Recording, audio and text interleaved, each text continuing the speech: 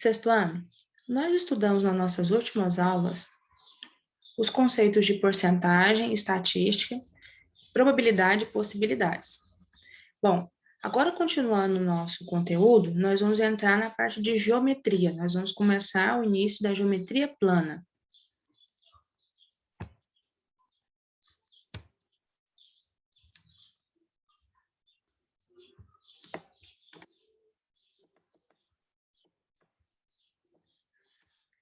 Bom, o nosso início de geometria, nós vamos começar a falar sobre a geometria de posição, a geometria plana. Vamos iniciar com os conceitos primitivos da geometria.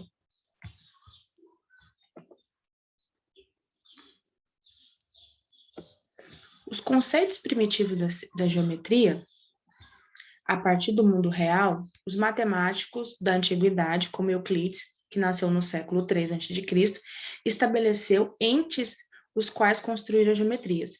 Três desses entes destacaram-se por ser conhecido intuitivamente, que são o ponto, a reta e o plano. Então, esse conceito primitivo da geometria, ele é dado por três bases fundamentais: o conceito do que é ponto, do que é reta e do que é plano. Esses conceitos, eles são aceitos sem que você precisa realmente defini-los. Você tem as características, você tem uma definição, mas não é necessário, matematicamente falando, que você defina o que é um ponto, uma reta e um plano, para que você embase o seu conceito. E ele é o ponto principal, ele é o início de todo o resto da geometria. Vocês vão ver como conceitos primitivos ou como entes da geometria. Esses dois nomes estão relacionados a esse conceito de ponto, reto e plano.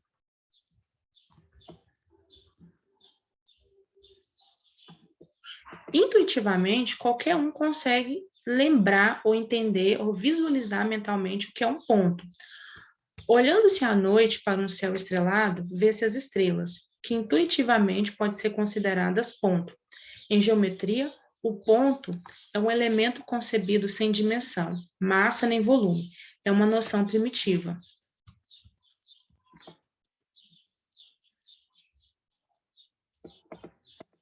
A reta. Suponha agora que, se fosse possível esticar infinitamente e nos dois sentidos um fio de elástico. Em nossa imaginação, é apenas nela visualizaremos o que chamamos de reta. Em geometria, o conceito de reta é concebido intuitivamente. Também é uma noção primitiva.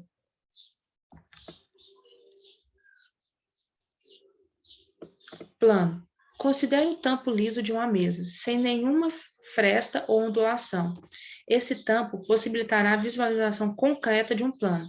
Entretanto, o conceito geométrico de plano implica que, por intuição, ele seja entendido ilimitadamente em todas as direções. Plano também é uma noção intuitiva.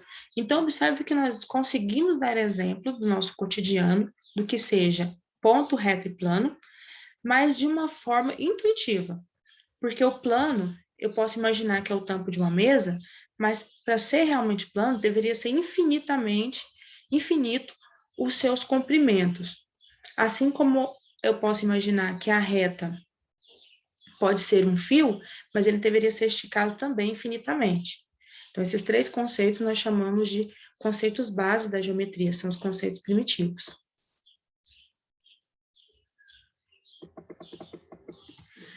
A proposição usada por Hilbert é normalmente adotada por nós, é a seguinte: bom, vai ser comum nós conversarmos sobre ponto, reta e plano.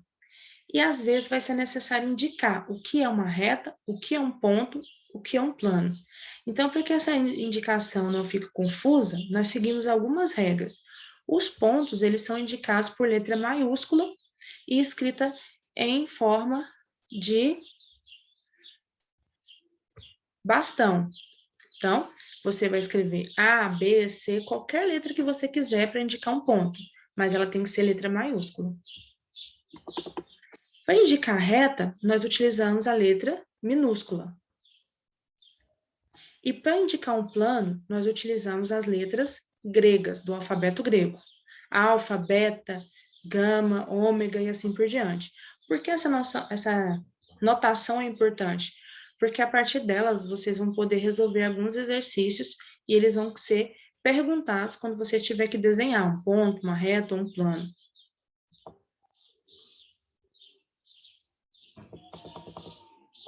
Então, nós temos aqui a representação do ponto, da reta e do plano. Observe que a reta, ela precisa ter uma seta nas duas pontas, que isso está indicando que ela está se prolongando. Observe que o ponto ele foi indicado pela letra A maiúscula, a reta pelo R minúsculo e o plano pela letra alfa, que é uma letra do alfabeto grego.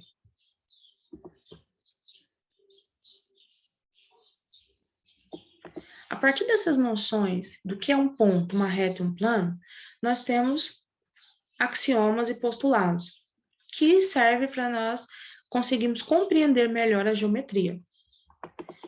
O primeiro postulado que nós temos é que existem infinitos pontos.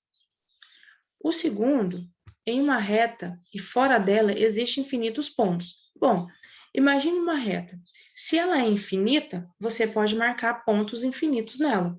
E pode haver pontos tanto que pertencem à reta, como ponto A, C e E, como pontos que não pertencem à reta, que é o caso do ponto B, D, F. Observe que a notação se mantém. Essa letra R minúscula está indicando a reta e as letras maiúsculas estão indicando o ponto. Terceiro postulado. Em um plano e fora dele, existem infinitos pontos. Se eu tenho um plano que ele é infinito, ele pode ser prolongado infinitamente, então é provável que ele possa ser marcado ali em infinitos pontos. Observe que o plano está marcado com uma letra do alfabeto grego, o alfa. Você tem 3 pontos internos, A, B e C, e 3 externos, E, D e F.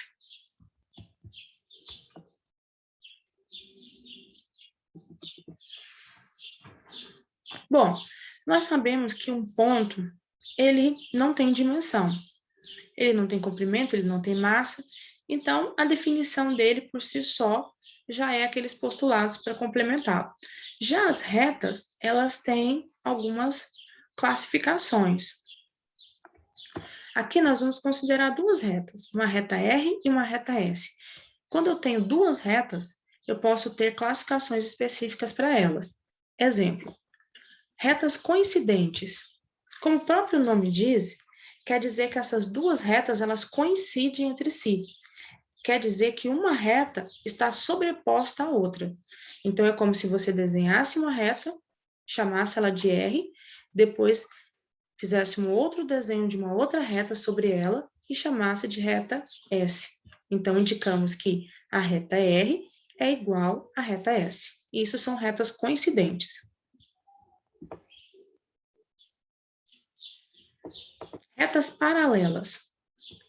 Elas estão contidas no mesmo plano, então, retas que estão no mesmo plano nós chamamos de retas complanares e não tem ponto em comum, ou seja, uma está do lado da outra, mas não existe ponto em comum. Você poderia prolongar essa reta infinitamente e nunca aconteceria de duas retas se coincidirem. Exemplo, nós temos o plano alfa e as retas R e S. Imagine que você consiga prolongar essa reta infinitamente. Em nenhum momento a reta R vai interceptar a reta S. Como indicamos isso? Indicamos que R é paralelo a S. Observe que as barrinhas são laterais.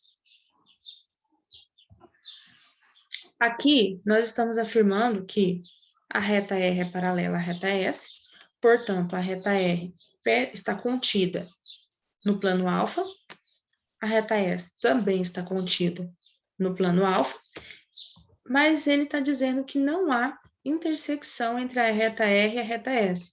Observe que eu tenho igual a um círculo cortado. Isso quer dizer que é um conjunto vazio. Quer dizer que não existe nenhum ponto em comum entre elas.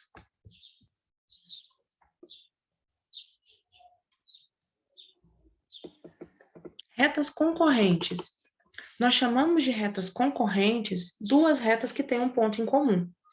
Se elas têm um ponto em comum, são concorrentes. Se elas não têm nenhum ponto em comum, paralelas. E elas devem pertencer ao mesmo plano.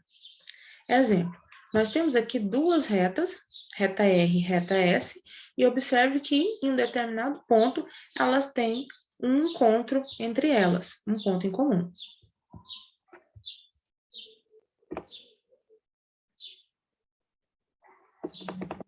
Retas reversas ou não complanares. Como foi dito, quando nós falamos sobre retas paralelas, retas são consideradas complanares se elas pertencerem ao mesmo plano, se elas estiverem no mesmo plano. E se elas estiverem em planos diferentes? Então, nós chamamos isso de retas reversas. Observe que você tem o plano alfa, a reta R, que pertence ao plano alfa, mas tem a reta A. Observe que ela vai até o ponto, até o plano alfa, mas depois ela passa por ele. Ela não pertence a ele, ela está acima dele. Observação: no espaço, o fato de duas retas não serem paralelas não significa necessariamente que elas sejam concorrentes, como acontece no plano. Duas retas reversas não são paralelas nem concorrentes, ou seja, ele está dizendo que essas duas retas, por elas não pertencerem ao mesmo plano, elas não têm ponto em comum, como acontece nas retas paralelas, mas elas também não têm ponto comum, como acontece nas retas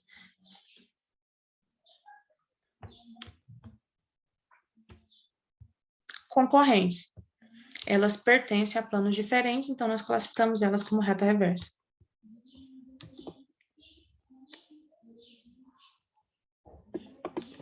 Algumas observações importantes. Se duas retas são concorrentes, nós já sabemos que para ser concorrente, ela tem que estar no mesmo plano e elas têm que ter um ponto em comum. Se elas formarem um ângulo de 90 graus, nós dizemos que elas são perpendiculares. Bom, nós ainda vamos estudar especificamente o que é ângulo, mas o ângulo é a abertura que acontece entre duas retas. E especificamente, quando isso acontece de forma reta, nós chamamos isso de ângulo de 90 graus. A indicação é R, forma um ângulo de 90 graus com S. Então, ela recebe essa classificação, concorrente, perpendicular. Se duas retas são reversas e formam um ângulo de 90 graus, nós dizemos que elas são retas ortogonais. Então, nós temos a indicação R é ortogonal a S. Observe que essas notações, elas são importantes que você analise bem, porque ela vai ser muito utilizada na resolução de problemas.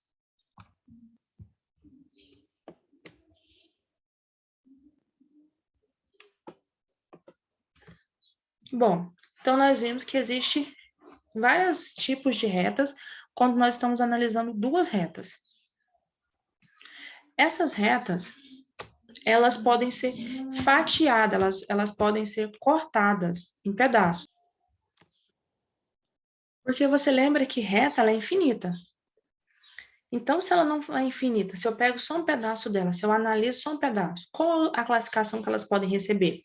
Ela pode ser chamada de segmento de reta, semi-reta e a reta que nós já sabemos.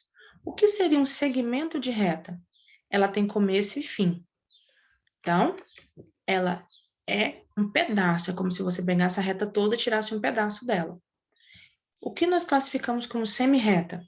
Ela tem começo, mas não tem fim. E a reta, como nós já sabemos, ela não tem começo e ela não tem fim. Observe que existe uma notação para isso. Quando eu falo de segmento de retas, você vai ver que as duas extremidades dela só tem uma bolinha, porque ela tem começo e fim. Quando você fala semi-reta, como ela tem começo, mas ela não tem fim, então na extremidade que ela começa eu tenho um ponto, uma bolinha, e aonde ela não tem fim eu tenho uma seta. E como a reta não tem começo e não tem fim, as duas pontas dela têm uma seta para indicar isso, para indicar que você poderia prolongar infinitamente sem nenhum prejuízo. Observação: vértice é a mesma coisa que ponto de origem da reta.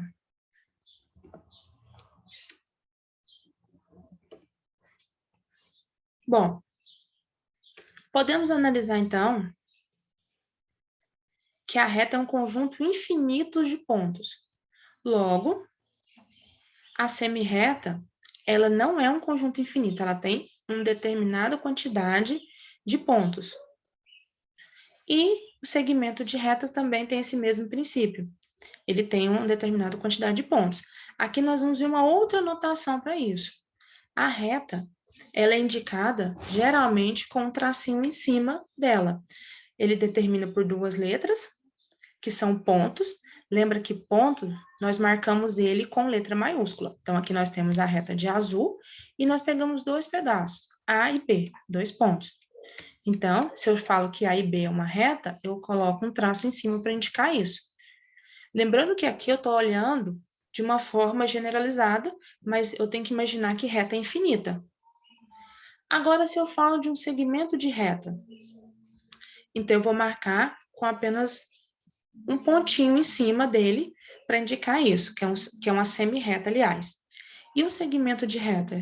Geralmente, ela é marcada com um cochete dos dois lados. Essas notações é importante porque às vezes ele não vai te falar o que é, se é reta, se é semi-reta, se é segmento de reta. Ele só vai utilizar as notações.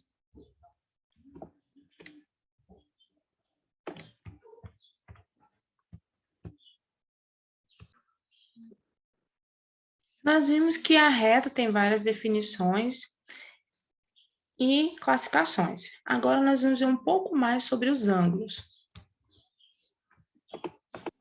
Bom, primeiro, o que é um ângulo? O ângulo, ele é a abertura formada entre duas semi-retas de mesma origem. Lembra que a origem delas nós chamamos de vértice? Então, se eu tenho o vértice zero, a origem dele, e a partir disso eu traço uma reta, uma semi-reta A e uma semi-reta B, observe que tem uma seta na ponta para indicar que elas estão prolongando. E eu tenho uma abertura, essa abertura de vermelho, nós chamamos de ângulo.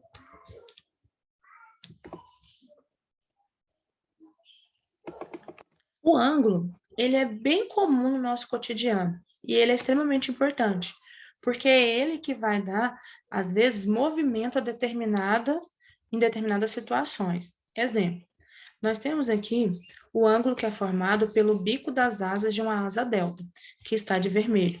Observe que esse ângulo é formado de um jeito que essa asa delta voe. Se for um pouco menor o ângulo, um pouco maior, isso não vai acontecer. Nosso próximo ângulo é formado pelas velas de um veleiro.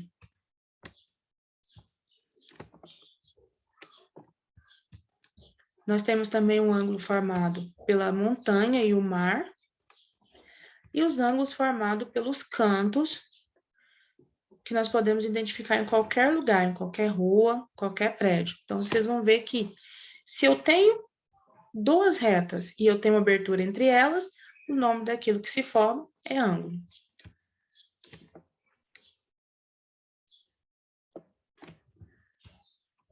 Bom, vamos ver como que se deu a história dos ângulos. O homem primitivo, que vagava e procurava a procura de alimento, ele se deu conta que de que certos caminhos pelas montanhas causavam menos fadiga do que outros. Assim, a ideia de inclinação deve ter sido uma das primeiras ideias intuitivas. Caminhos ótimos, acompanhado às curvas de nível, ainda hoje são utilizadas na moderna engenharia de construção de estrada. Não é necessário... Bom, então imagine o seguinte, que para chegar em um determinado ponto, eu tenho uma inclinação e eu tenho outro caminho que não é tão inclinado. Apesar do outro caminho ser um pouco mais extenso, mas por ele não ser tão inclinado, ou seja, pelo ângulo de formação dele não ser tão grande, esse caminho se torna mais difícil. Nós temos também as pontas da lança, quanto menor é o ângulo formado pela ponta, mais útil essa lança vai ser. Antropólogos que estudam sociedades indígenas e tribais nos trazem outros indícios. Quando a pesca é feita com uma flecha, a refração da água é considerada pelo pescador também.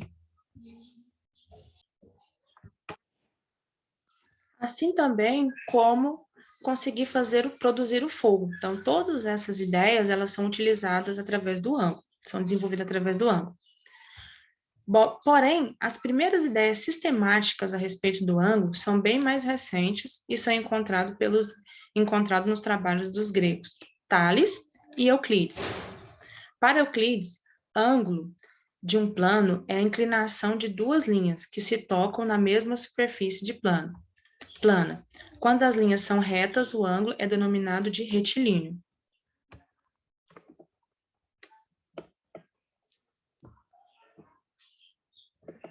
Nós vimos, então, que o ângulo nada mais é do que esse espaço que vai se formar entre dois segmentos de reta. Nós vimos também que é um conceito muito simples e é um conceito também muito utilizado no nosso dia a dia e ao longo da história da humanidade. Agora nós vamos ver os elementos que formam o ângulo. Todo ângulo ele tem um vértice, lembra, a origem dessas duas semirretas. Exemplo, o vértice 0, o vértice O, nós temos os lados e a formação entre eles, nós temos o ângulo. Esse ângulo, dependendo da forma que nós analisamos ele pode ser convexo ou côncavo. Convexo é aquele formado dentro das duas retas, como o ângulo A. E côncavo é aquele formado fora dessas duas retas, como o ângulo B.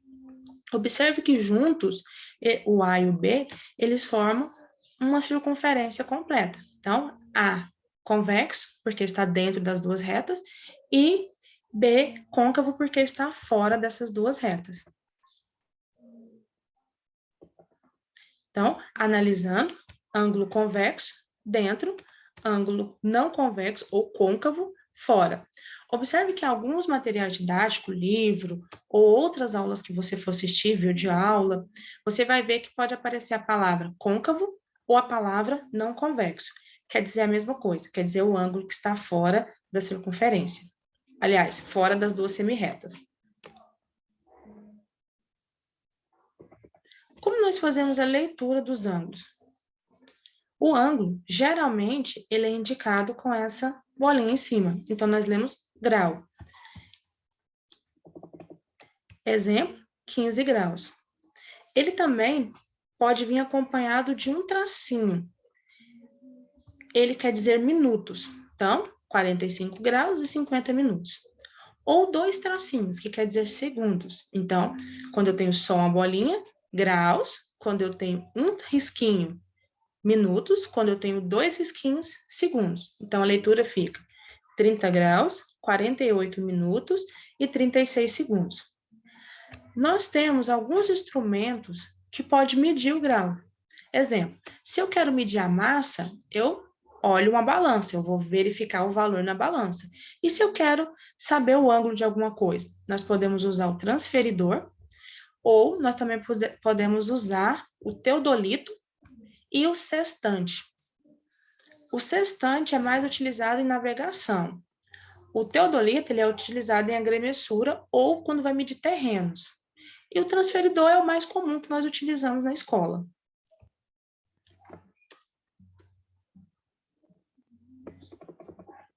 Como nós vimos na leitura, o grau ele tem outras subdivisões, que é o minuto e o segundo. Por que será? Os babilônios, eles utilizavam um sistema de numeração de base 60. Por isso, foi muito natural dividir um círculo em 360 partes iguais, o que chamamos de grau. Então, nós vamos analisar aqui. Tudo que forma um círculo completo, ele tem 360 graus.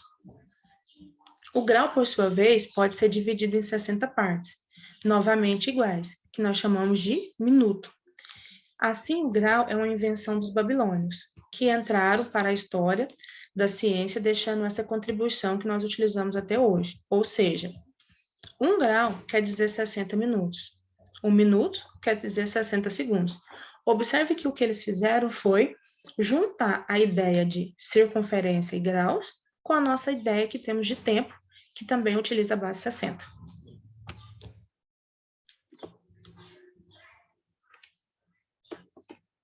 Assim como nós vimos que as retas têm suas classificações, os ângulos também têm suas classificações. As classificações mais importantes que nós temos é um ângulo, ele é classificado como agudo se ele for menor que 90 graus. Ou seja, Se ele for 89, 10, 15, qualquer ângulo menor que 90, agudo. Ele é chamado de ângulo reto quando ele é igual a 90 graus. O ângulo reto, ele tem essa notação bem específica, esse quadradinho com esse pontinho no meio. Então, sempre que você vê esse desenho, mesmo que não esteja escrito o ângulo fora, você vai saber que é 90 graus. Você vai observar que os outros ângulos, geralmente ele vai aparecer, mas o 90 graus não, ele vai aparecer somente essa notação aqui ao lado, dizendo que ele vale 90 graus. Obtuso é qualquer ângulo maior que 90 graus. 91, 92, qualquer ângulo. Meia volta ou ângulo raso é quando ele é igual a 180. Ele recebe esses dois nomes, ângulo de meia volta ou ângulo raso. E uma volta inteira? 360 graus, como nós já vimos, de acordo com os babilônios, se você tem uma circunferência, você tem 360 graus. Se você tem a metade da circunferência, um ângulo raso ou meia volta, 180 graus.